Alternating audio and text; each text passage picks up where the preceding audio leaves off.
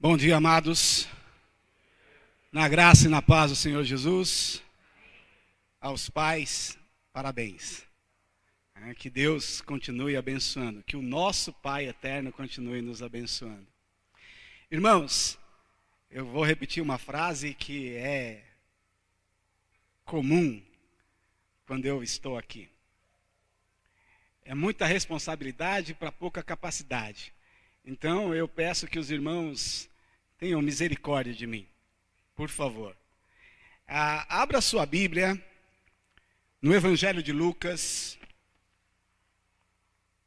Evangelho de Lucas, capítulo 15. Evangelho segundo Lucas, capítulo 15. Esse é um dos textos mais conhecidos do Evangelho.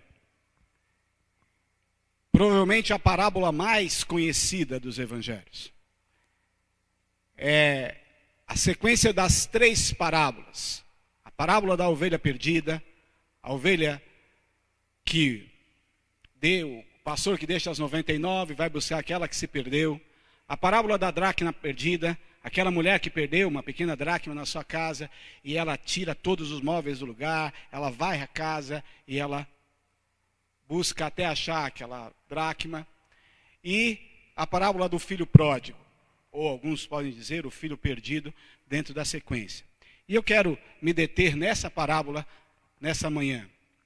Lucas capítulo 15, do versículo 11 até o versículo 32. Lucas capítulo 15, do versículo 11 até o versículo 32. É uma parábola muito conhecida. Então, eu peço, por favor, que você preste atenção no texto, porque o texto já vai falar muito conosco, ok? Jesus continuou. Certo homem tinha 2 filhos. O mais moço deles disse ao pai: Pai, dá-me a parte dos bens que me pertence. E o pai repartiu os bens entre os 2. Poucos dias, o filho mais novo, ajuntando tudo o que tinha, partiu para uma terra longínqua. E ali desperdiçou os seus bens, vivendo dissolutamente.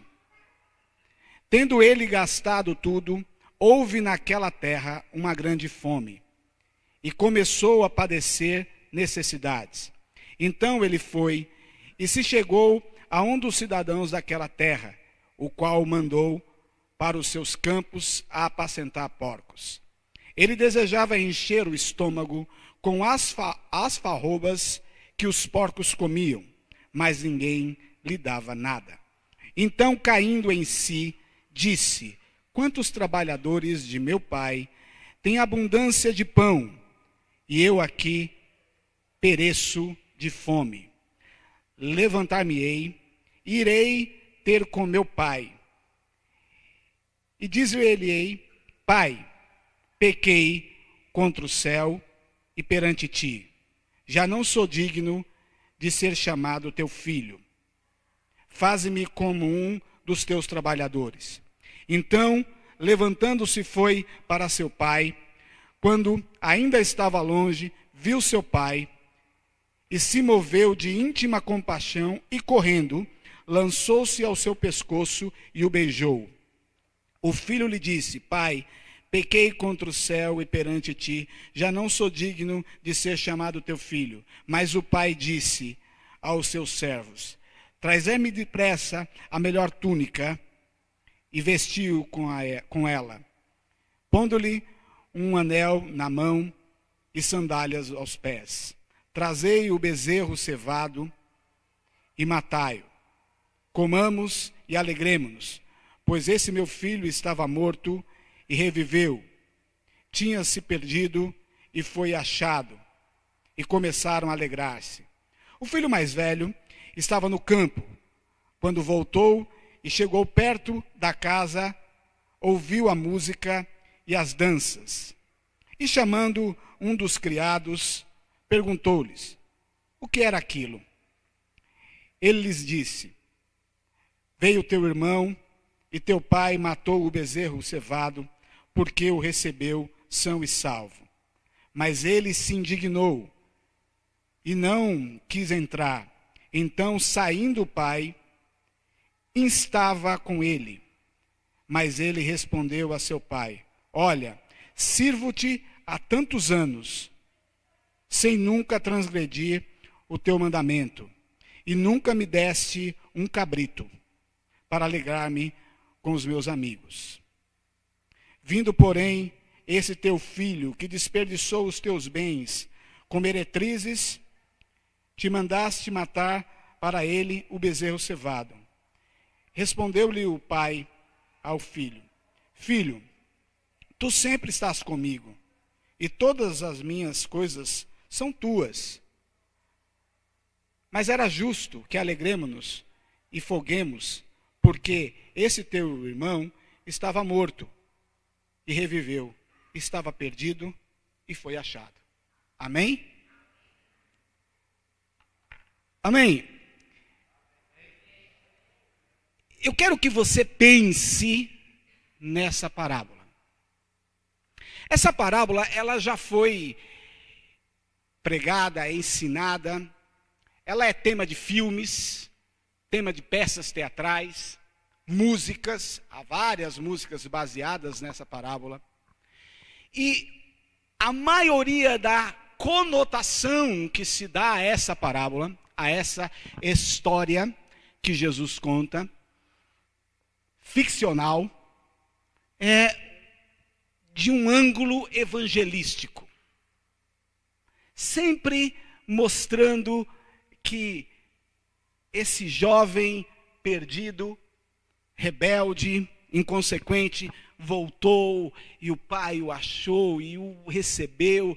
E aí a gente, no final, faz um apelo quase que emocional para que as pessoas voltem para o Senhor Jesus. Eu acredito que não é isso que o texto está nos ensinando. Eu acredito que o texto tem muito mais para nos ensinar. Eu acredito que não seja essa a ênfase que Jesus quer dar a essa parábola. E essa parábola, irmãos, para os ouvintes da época, para aquelas pessoas que ouviram essa mensagem, essa parábola é uma parábola sugênera. É uma parábola surreal. É uma parábola conflitante. É uma parábola contraditória. E é uma parábola muito dolorosa. Não tem nada de bonito nessa parábola. Não tem nada de belo nessa parábola. Toda a parábola é uma parábola dolorosa. Que se você estivesse lá, e se você fosse judeu, se você estivesse ouvindo essa parábola que Jesus inventou, criou essa ficção, você ia ficar indignado. Absolutamente indignado. Porque é de uma crueldade. É de uma malignidade. É de uma dor para um pai incomparável. Esses dois filhos, não é só o mais novo que é pródigo, que é rebelde, que é inconsequente.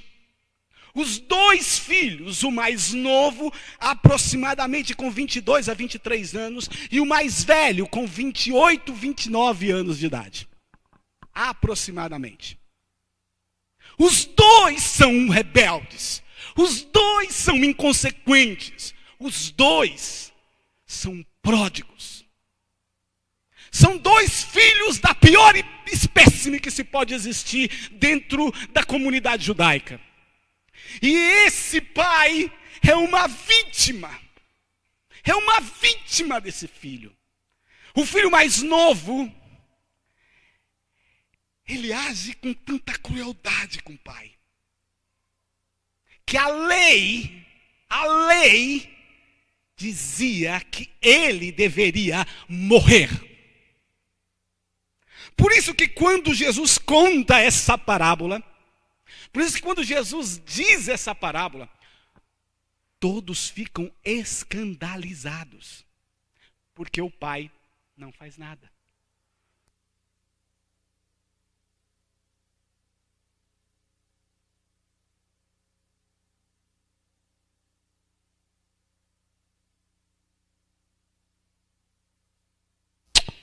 Vamos ver algumas coisas que esse filho mais novo e esse filho mais velho agem com toda essa inconsequência. Só que eu tenho que fazer duas observações. Essa parábola só está registrada no livro de Lucas, no Evangelho de Lucas. Você não vai encontrá-la em nenhum outro evangelho. Então é uma parábola única de Lucas. Essa parábola, ela tem um propósito. Vai no versículo 1 e 2. Versículo 1 e 2 do capítulo 15. Chegaram-se a ele todos os cobradores de impostos e pecadores para o ouvir. Quem se achegou diante de Jesus? Os cobradores de impostos, publicanos, pode estar na sua Bíblia, publicanos, e os pecadores, para o ouvir. Mas os fariseus e os escribas murmuravam, dizendo: este recebe pecadores e come com eles. E a partir dessa indignação dos fariseus e dos escribas, Jesus propõe essas três parábolas. Então, o objetivo da parábola, das três parábolas, e principalmente da parábola do filho pródigo, era responder a essa indignação que havia no coração dos fariseus e dos escribas. Essa é a primeira observação que você tem que ter em mente para entender. Então é uma parábola de resposta à atitude dos fariseus e dos escribas. Ok? É uma parábola premeditada. Jesus estava colocando as palavras certas, as coisas certas para tocar naquelas pessoas. Vocês estão indignados? Vocês estão reclamando que eu estou comendo com os publicanos e com os pecadores? Deixa eu contar uma história para vocês. E Jesus elabora uma história para atacar eles mesmo. Essa é a primeira observação. Segunda observação, irmãos. Essa parábola que é intitulada Filho Pródigo ou Filho Perdido, esse título não existia na época. Esse título veio depois, provavelmente uns 300 anos depois. Provavelmente tenha sido Eusébio de Cesareia que tenha escrito, um dos pais da igreja, lá por volta de 324 a 326 depois de Cristo. Talvez ele colocou esse título, porque ele foi o primeiro que colocou vários títulos e o primeiro a fazer um trabalho de colocar capítulos e versículos na Bíblia. Os versículos vieram bem recente, 1500 e pouco. Mas Eusébio de Cesareia, um dos pais da igreja, grande pai da igreja, historiador, foi um dos primeiros a colocar esses títulos. Até então não existia títulos, era uma história só. E eles liam sem esses títulos, sem essas divisões. E por que não existia esse título? Eu não acho que a parábola seja a parábola do filho pródigo. Mas, ao final, nós vamos ver qual o melhor título para esse texto. Dito isto, eu quero que você olhe para o texto, porque existe um contraste, um grande contraste no texto. Um contraste entre os filhos e o pai. Jesus quer mostrar esses contrastes. Há um contraste latente entre os dois filhos desse pai e o pai. Os dois têm características semelhantes. Vamos lá. Vamos ver alguns desses contrastes. Primeiro contraste do filho mais novo. Olha para o texto. Eu não quero que você tire os olhos do texto. Acredite no que o texto está falando. Ok? Primeiro contraste do filho mais novo. Ele tem uma desvalorização ética e moral para com o pai. Uma desvalorização ética e moral para com o pai. Olha o texto. Versículo 11. Diz o seguinte. Jesus continuou: certo homem tinha 2 filhos. O mais moço deles disse ao pai: Pai, dá-me a parte dos bens que me pertencem. E o pai repartiu entre os 2. Irmãos, desvalorização ética e moral para com o pai. Ele era o filho mais novo. A sociedade judaica da época, desde Abraão, era uma sociedade patriarcal. Hoje nós vivemos uma sociedade matriarcal. Valoriza-se mais as mães do que os pais. Isso é normal desde a Revolução Francesa e desde a colonização italiana entre nós. Se valoriza mais as mães do que os pais. Por isso que quando você fala do Dia das Mães, é mais festejado do que o Dia dos Pais. E o comércio vende mais do que o Dia dos Pais. Estou mentindo? Não, é verdade. Mas da época de Abraão até Jesus, a sociedade era patriarcal. Quem tinha proeminência na sociedade eram os homens, os pais. Os filhos pertenciam aos homens, não pertenciam às mães. Na sociedade islâmica é assim até hoje. Por que que um homem islâmico, um homem muçulmano, casa com uma brasileira e ele quer logo ter filho com ela e levá-la para o mundo muçulmano? Porque lá o filho é dele, aqui o filho é seu, mulher. 98% dos casos nos juizados de família, os juízes dão ganho de causa para as mulheres. Raro algumas poucas exceções. Mas 98% dos casos, o ganho de causa da guarda é das mulheres. Se você for no mundo muçulmano, 100% dos ganhos de causa é do homem. Porque o filho pertence a ele. O filho pertence a ele. Quando Deus chega para Abraão e fala: te darei um filho. Quem está esperando a promessa é Abraão. Quem vai gerar o filho é só Sara. Mas o filho era do Abraão. Era ele o pai das nações. Então a sociedade era patriarcal. Sendo a sociedade patriarcal, dentro de um regime judaico, o filho mais velho é que tinha a proeminência. Lembra do primogênito da família? Os filhos mais novos recebiam 1/4 da herança. O filho mais velho recebia o dobro da herança. Então, quem está pedindo a herança aqui é o filho mais novo. Ele não tinha direito de pedir a herança. Herança só se divide com a morte do pai. E quem que divide a herança? O filho mais velho. É o filho mais velho que está pedindo a herança? Não, é o filho mais novo. Então o que ele está pedindo? Pai, como o senhor não morre, me dá a minha parte. Então ele está desejando, ele ficou ali, ó, meu pai não morre, meu pai não morre, meu pai não morre, e eu quero meu dinheiro. Eu quero meu dinheiro, meu pai não morre. Pai, já que o senhor não morre, me dá a minha parte da herança. Isso era uma desvalorização moral e ética. Você não fazia isso com seu pai.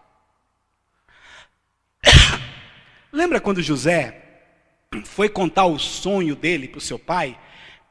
E ele disse que haviam várias estrelas e duas grandes estrelas, que era o pai e a mãe, que se curvaram diante dele, e o pai falou assim: você está louco? O pai não se dobra diante do filho nunca.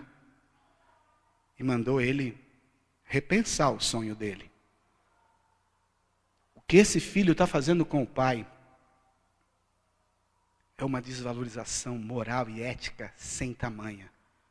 Você imagina os judeus e os líderes religiosos olhando, ouvindo essa história. Sem pé, sem cabeça. Mas não tem só isso. Olha o filho mais velho. Lembra que é um contraste entre o filho mais velho e o filho mais novo? O filho mais velho, ele é um oportunista. Porque se o filho mais novo está fazendo uma coisa errada, é dever na sociedade judaica e oriental, o filho mais velho chamar o mais novo e falar assim: você está ficando louco? Você virou um idiota? Você é um besta? Olha o que você está falando. Não se fala assim com o pai. Mas é isso que o filho mais velho fala? Não, olha para o texto. O mais novo, versículo 12. O mais novo deles disse ao pai: pai, dá-me a parte dos bens que me pertence. E o pai repartiu entre os dois. O mais velho, ele também queria herança para ele. Ele também queria aproveitar a parte dele. Em vez dele falar para o mais novo: você está errado. Não faça isso. Deixa de ser idiota, menino. Você não faz isso com o pai. Ele ficou caladinho, ó. Deixa eu ver o que o pai vai fazer. Como o pai não se manifestou, ele também ficou calado. Ele não assumiu a responsabilidade dele. Ele foi um oportunista. Oportunista. Eu sou o segundo de uma família de 4 irmãos. Sou o segundo da família. Meu irmão mais velho, eu, um outro e um outro, mais novo. E eu tenho que dizer que o meu pai não era um pai muito cordial e muito amável. Eu amo, mas na minha adolescência, na minha infância, ele não era assim. E quando ele chegava em casa e estava com o ventre virado, nervoso, ele não escolhia quem ele ia bater. Ele saía batendo em todos. Eram 4, os 4 apanhavam. Mas a minha mãe não, a minha mãe fazia distinção. Ela falava assim: quem foi que fez a arte vai apanhar. Aí um dia, a gente fez a arte. Os 3 mais velhos.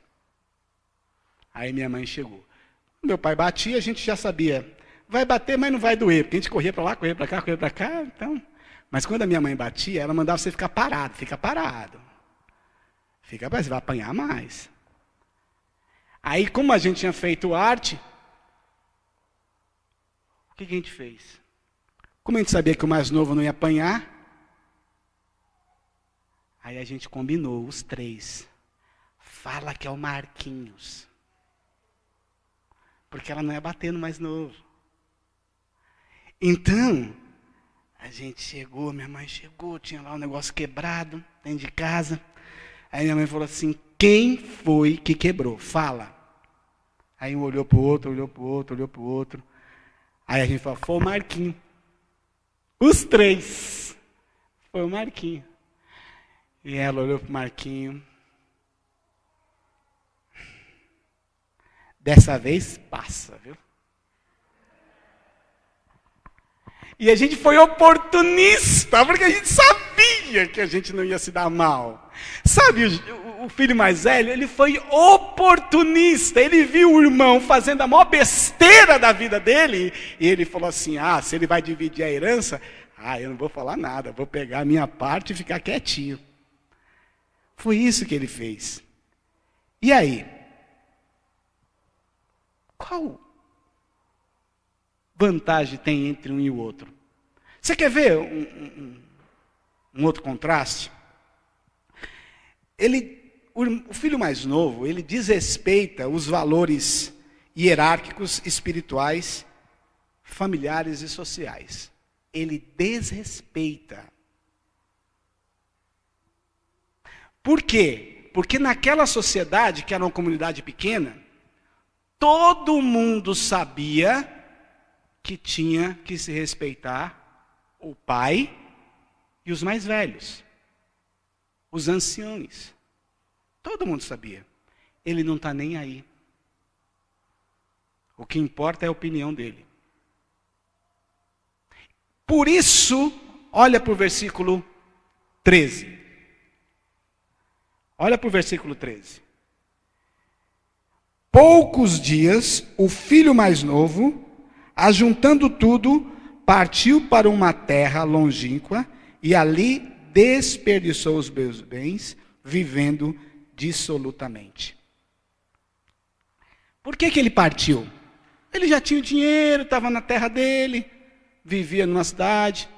Por que ele partiu? Porque todo mundo da cidade não queria mais tê-lo ali. Ele era uma persona ingrata, ou uma persona não grata. Ninguém queria ele por perto. Ele fez algo horrendo. Então ele, como não aguentava a repreensão, os olhares negativos dos outros, ele pega o dinheiro e vai embora. Ele pega o dinheiro e vai embora. Mas o filho mais velho, qual é a característica do filho mais velho? Que também não é nada agradável. Ele é arrogante. Ele é desrespeituoso. Ele não respeita o pai. Vamos lá. Vamos caminhar um pouco no texto. Vai para o versículo 25. Versículo 25. O filho mais velho estava no campo. Quando voltou e chegou perto da casa e ouviu a música e as danças, chamando um dos criados, perguntou-lhe: o que era aquilo? E ele disse: veio teu irmão e teu pai matou o bezerro cevado, porque o recebeu são e salvo. Mas ele se indignou e não queria entrar. Então, saindo o pai, instava com ele, mas ele respondeu a seu pai, dizendo: olha, sirvo-te há tantos anos, sem nunca transgredir o teu mandato, e nunca me deste um cabrito para alegrar-me com os meus amigos. Vindo, porém, esse teu filho, que desperdiçou os teus bens com meretrizes, tu mandaste matar a ele o bezerro cevado. Veja, irmãos, você não fala assim com o pai. Nesses versículos existe tanto desrespeito do filho mais velho com o pai, sem tamanho. Porque se o pai está dando uma festa, é um momento importante. O que o filho mais velho nessa cultura tinha que fazer? Ele tinha que ser o cicerônio da festa. Ele tinha que ser aquele que recebia as pessoas. Oi, tudo bem? Vem. Você quer mais um pedacinho de picanha? Ah, você quer tomar alguma coisa? Você está bem acomodado? Quer sentar? Arruma uma cadeira. Ele seria o cicerônio. Ele seria aquele que iria receber. O meu pai está fazendo uma festa, meu irmão voltou. Não. Ele coloca o dedo em riste no nariz do pai e fala assim: o Senhor dá festa para esse. O Senhor nunca deu festa para mim. Você não desrespeita o pai assim. Você não fala assim com seu pai. Você não enfrenta publicamente o seu pai. Porque lembra, era uma festa. O pai teve que sair porque o filho não entra. Sabe aquele filho rebelde? Não vou, não vou, não vou. Não quero, não quero, não quero. Não como, não como, não como. O pai chega para o filho, 10 anos de idade, e fala assim para ele. O filho andando dentro da casa, para lá e para cá, na frente da televisão, tudo. Aí o pai chega para o filho e diz, filho, senta, por favor. E o filho vira para o pai e fala assim, não quero sentar. Um minutinho. Filho, senta, por favor. Não quero sentar. O pai vai perdendo a paciência e fala assim, filho, por favor, senta. Pelo amor de Deus, senta, você está atrapalhando. Eu não quero sentar, não vou sentar, não quero sentar. Aí o pai levanta, pega o filho pelos ombros, vai no sofá e senta o filho. E aí, com aquela autoridade paterna, vira para o filho e fala assim, filho, você viu, agora você está sentado. E o filho que desrespeita o pai, que não valoriza o pai, vira para o pai e fala assim, por fora eu estou sentado, mas por dentro eu estou em pé. Esse é o filho mais velho. Que o pai tem que sair da festa e todo mundo está olhando, e todo mundo comendo, e todo mundo festejando, mas ele coloca o dedo e riste no nariz do pai e fala, você!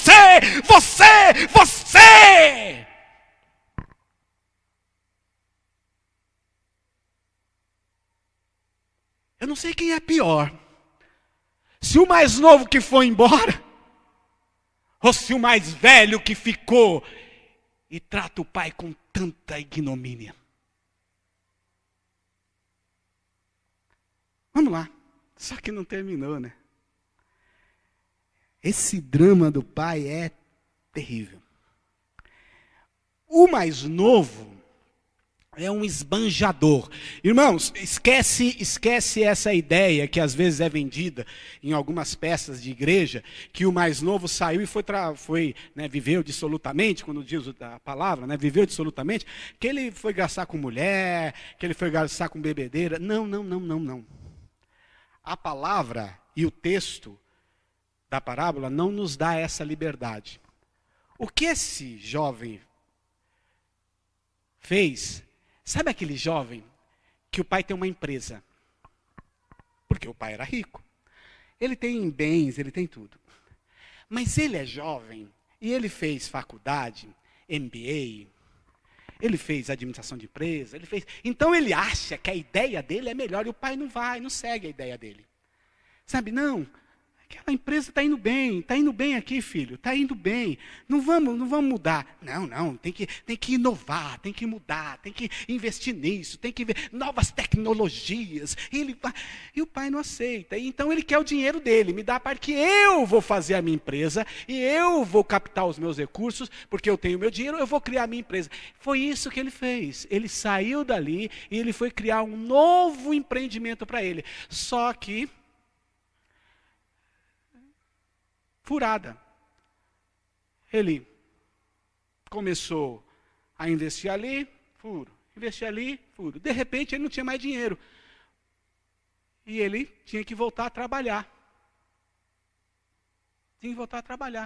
Então ele foi um esbanjador. Ele foi um administrador relapso. É igual aquele que você fala assim, eu vou investir em carro. E aí ele vai comprar e só compra carro ruim. E aí ele compra o carro por 20, e aí o carro é ruim, eles têm que vender por 15, já perdeu 5, aí compra um outro por 20, tem que vender por 12, perdeu 8, e ele vai perdendo dinheiro, até o ponto que ele não tem mais o dinheiro que ele tinha e também não tem mais carro. E agora ele tem que voltar para trabalhar. Só que estava uma recessão, meio que Brasil. Estava uma recessão e ele não tinha mais o que fazer. Ele estava no alta terra, não tinha mais conhecido, não tinha ninguém mais empregava ele, e ele vai ter que ir trabalhar com porco. E judeu, presta atenção, judeu e islâmico, trabalhar com porco é abominável. Ele vai trabalhar com porco, porque é a única coisa que resta mas ninguém dava para ele nada de comer.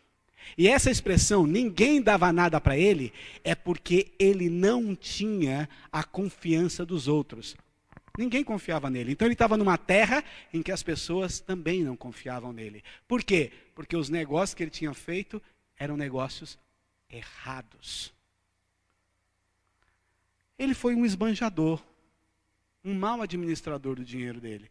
Ele não viveu dissolutamente trabalhando ou vivendo em boteco, em boate, bebendo, não, nada disso. Mas o mais velho, vamos olhar o mais velho. O mais velho é mentiroso. O mais velho é mentiroso. Volta para o texto. Vai lá. Versículo 29. Mas ele respondeu ao seu pai: olha, sirvo-te há tantos anos, sem nunca transgredir o teu mandamento, e nunca me deste um cabrito para alegar-me com os meus amigos. Vindo, porém, este teu filho, desperdiçou os teus bens com meretrizes, e tu mandaste matar o bezerro cevado. Ele havia gasto com meretrizes? Não. Jesus não conta a história dizendo que ele gastou com meretrizes. Ele está acusando o irmão de coisas que ele não fez.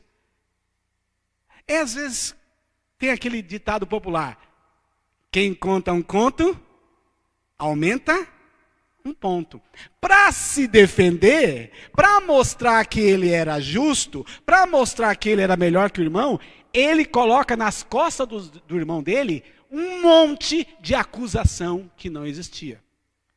E para dizer que ele era tão bom, ele coloca nas costas do pai acusações que o pai nunca, condenações que o pai nunca causou a ele. Olha, você nunca me deu nada. Você nunca me deu um cabrito.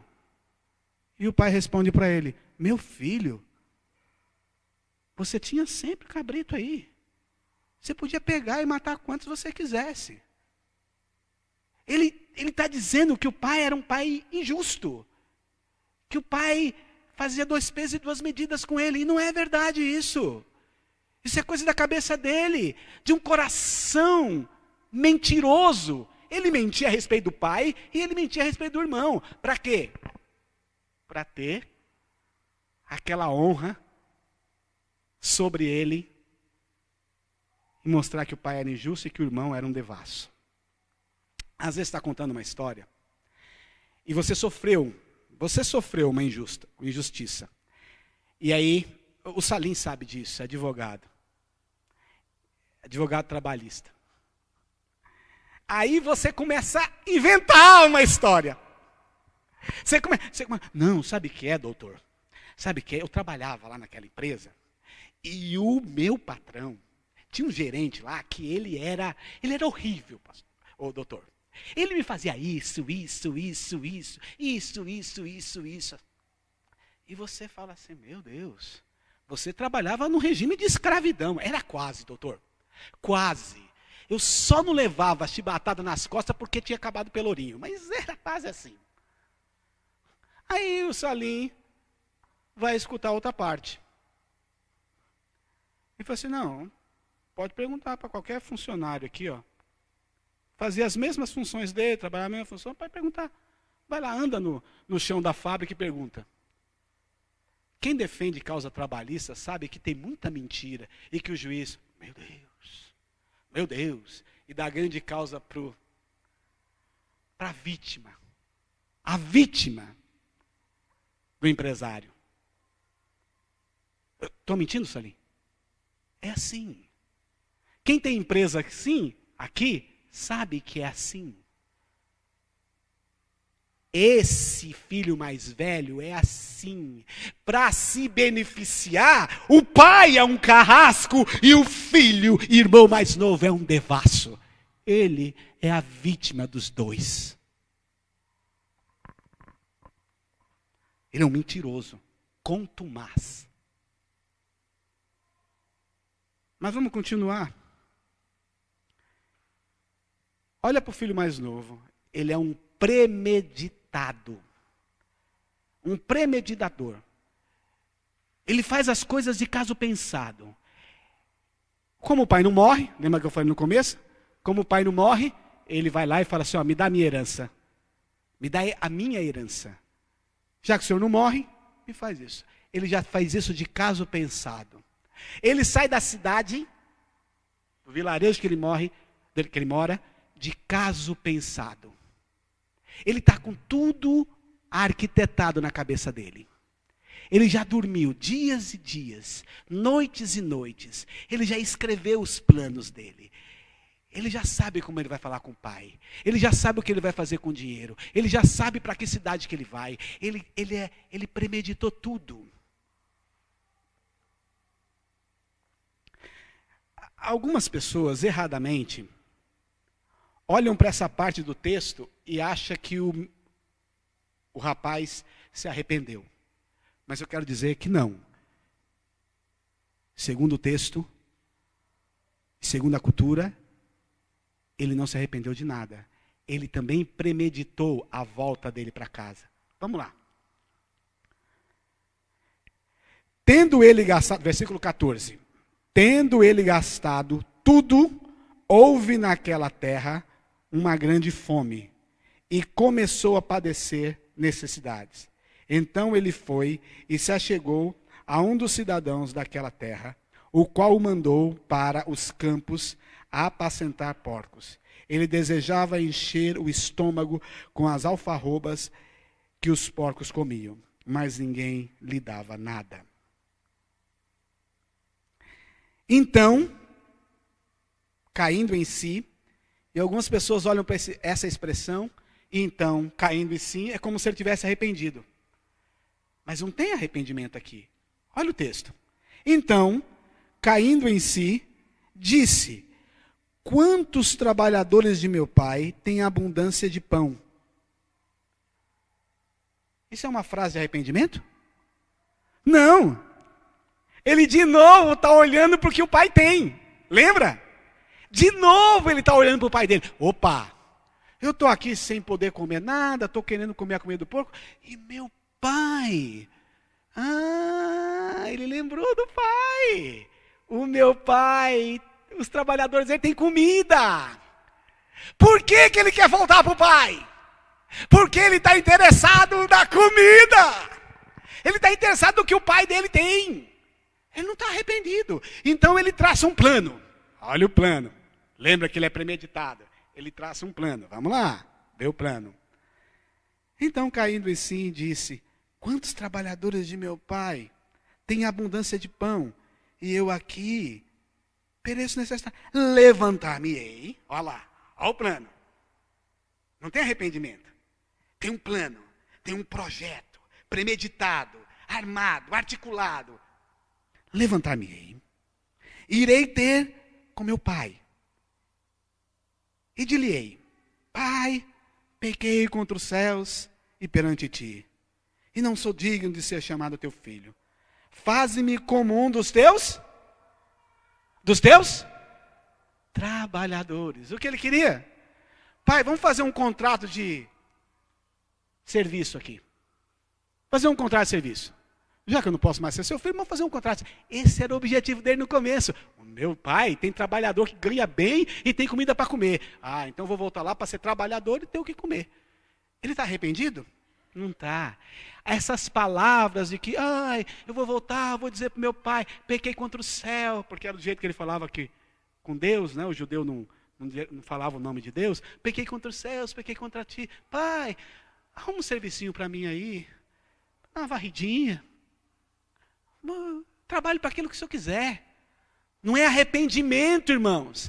É uma premeditação para enganar o pai de novo. Então algumas pessoas chegam e falam assim: tá vendo, ele se arrependeu, e aí foi lá, voltou. Não, ele não está arrependido, não. Ele não está arrependido. Ele não está lá falando: puxa, eu errei, eu cometi um pecado, eu fiz uma coisa errada, eu fui inconsequente, eu fui imoral, eu fui indecente, eu desejei a morte do meu pai.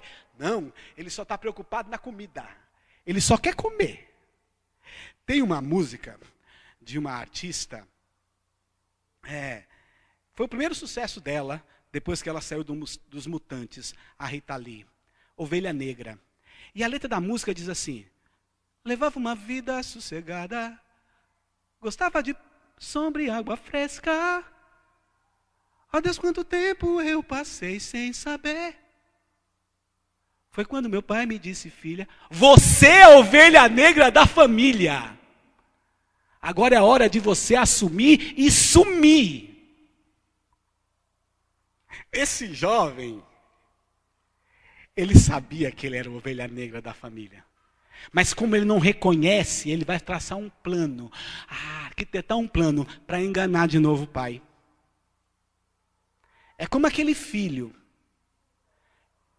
que você sabe que ele está fazendo a coisa errada. E você fala para ele assim: ô filho, está vendo o que você fez? Pai, sabe o que é? É porque os meus amigos, porque isso, porque aquilo. Ele nunca admite os seus erros. Ele sempre justifica os seus erros. Na primeira oportunidade, sabe o que ele vai fazer? Ele vai fazer de novo, porque ele não respeita você, pai. Porque ele não respeita Deus. Porque ele não respeita ninguém. O que ele quer é se autossatisfazer. E ele volta com esse plano. Ok. Agora vamos ver para o pai? É o contraste. O pai é diferente de tudo. O pai suporta a injustiça do mais novo e do mais velho. O pai é esperançoso, ele está olhando para ver se o filho volta. O pai se humilha, porque não é, naquela época, você não sai correndo. Oh, filho, e agarra o filho, e beija o filho. Não, você não fazia isso. Ele se humilha diante de todos. Ele é misericordioso. Ele é misericordioso. Olha, traz uma roupa. Que roupa? Se ele levou todas as roupas dele embora. É a roupa do próprio pai. Dá essa roupa para ele. Coloca um anel no dedo dele. Que anel é esse? É o anel do pai, de autoridade. Coloca calçados nele. Que calçados é esse? Calçado do pai. Para mostrar que ele agora voltou para ter autoridade. Ele é perdoador. Porque quando o filho mais novo começa a falar, ele já para. Vem aqui. Vem aqui, você voltou. Mata o bezerro cevado. O que estava guardado lá para uma grande festa. E aí traz a cidade toda e vamos comer. Ele é perdoador. Ele é restaurador. Ele é restaurador porque ele fala assim: o meu filho que estava morto, voltou, reviveu. E vamos fazer uma festa. Ele é o homem que gosta da alegria de ver os seus filhos restaurados. Tanto mais novo quanto mais velho.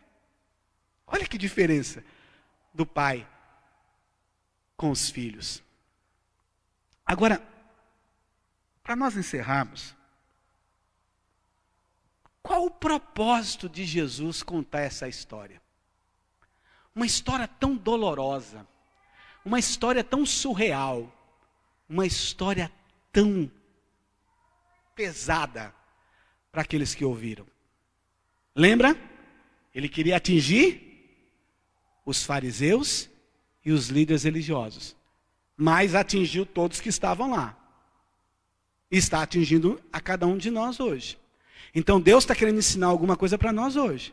Igreja Evangélica Livre de Valinhos. Primeiro objetivo dessa história.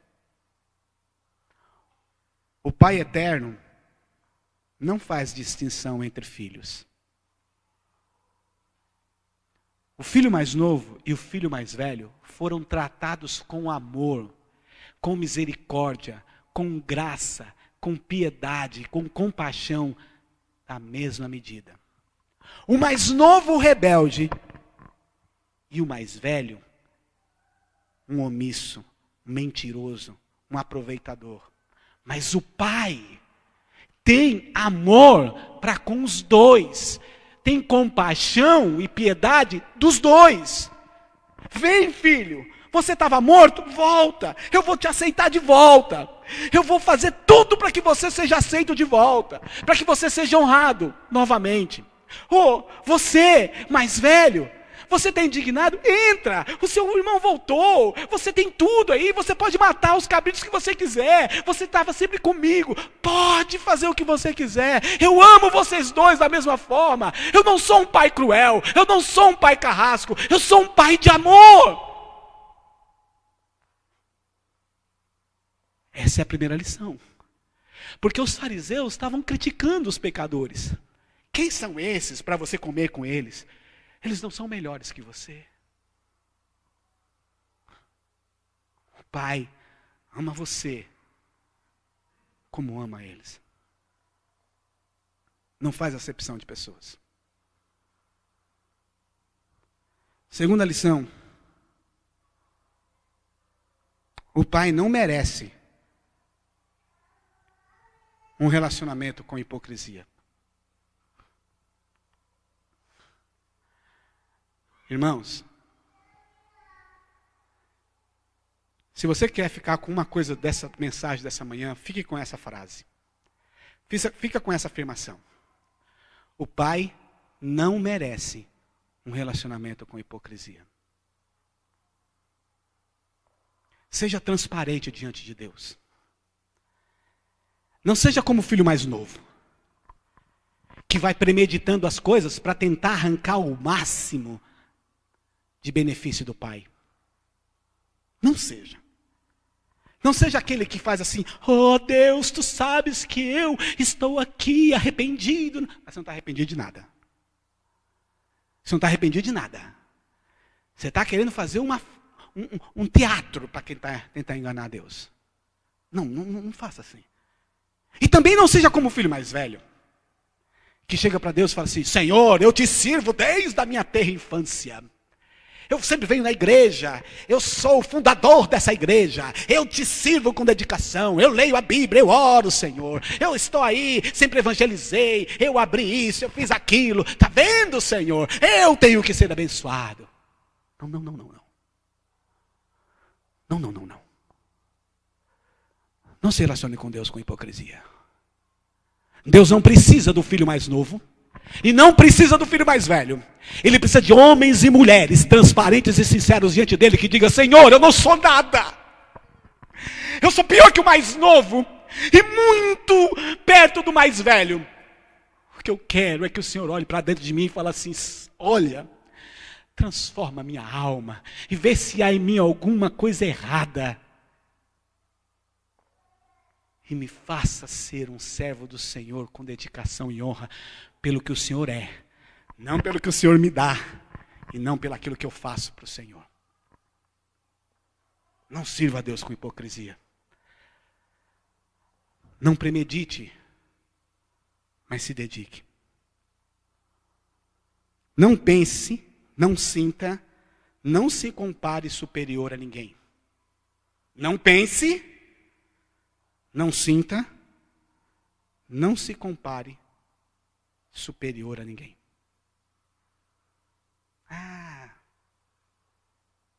Não seja assim.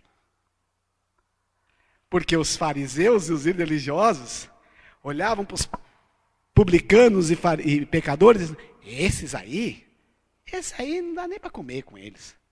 Nós somos melhores. Não seja assim. Você e eu não somos melhores que ninguém. A gente tem que falar como Paulo. Eu sou devedor. Não sou melhor. Não sou melhor. Nunca serei. Jamais serei. Eu sou salvo pela graça, não pelos meus méritos. E por último, para nós encerrarmos, festeje sempre, sempre a restauração dos perdidos, seja qual for o perdido. Festeje sempre a restauração dos perdidos, seja qual for o perdido. Tanto o perdido jovem rico, aqui, o filho mais novo, quanto o perdido mais velho. Tanto o perdido que foi viver inconsequentemente, tanto o perdido que achava que era santo. Celebre sempre a restauração do perdido, seja qual for o perdido. Às vezes a gente celebra aquele, né? Olha, é igual, e eu vou encerrar com isso, aquele médico de uma cidadezinha bem pequena, ele era o médico mais famoso da cidade, E aí o pastor sempre falava com ele, e aí teve uma conferência, aquele médico que era mais famoso da cidade, foi na conferência. E aí o pastor mudou a mensagem na hora e começou a pregar só para aquele médico. Aí terminou a conferência, não se converteu, mas aí aquele médico estava conversando e o pastor não conseguia chegar perto dele, porque muita gente cumprimentando, aí um senhorzinho bem simples, chegou para aquele médico, falou ninguém sabe o quê. O médico ficou vermelho, indignado, pegou a família e foi embora. Na outra semana o médico estava na igreja. Aí o pastor, aí conseguiu falar com ele. Aí perguntou assim, doutor, tudo bem? Tudo bem, voltou, gostou do culto? Gostei. E a mensagem mexeu com o irmão? Com o doutor? Aí ele falou assim, não entendi nada que o senhor falou. Mas, então que você voltou? Voltei porque eu fiquei indignado com aquele senhor lá. Ele me disse que a minha riqueza e a minha sabedoria não ia me levar para o céu, mas para o inferno, e que eu já estava condenado. Eu voltei para casa tão indignado, que eu não dormi à noite. E aí, aquilo me veio, eu falei assim, como que eu vou sair dessa agora? E eu voltei agora para conversar com ele de novo, para ele me dizer como que eu vou sair dessa. Sabe, irmãos, festeje com aquele que foi resgatado, seja ele quem seja. Seja ele quem seja, do mais simples ao mais abastado, porque todos estão perdidos e todos carecem da graça de Deus. Vamos ficar em pé na presença do Senhor.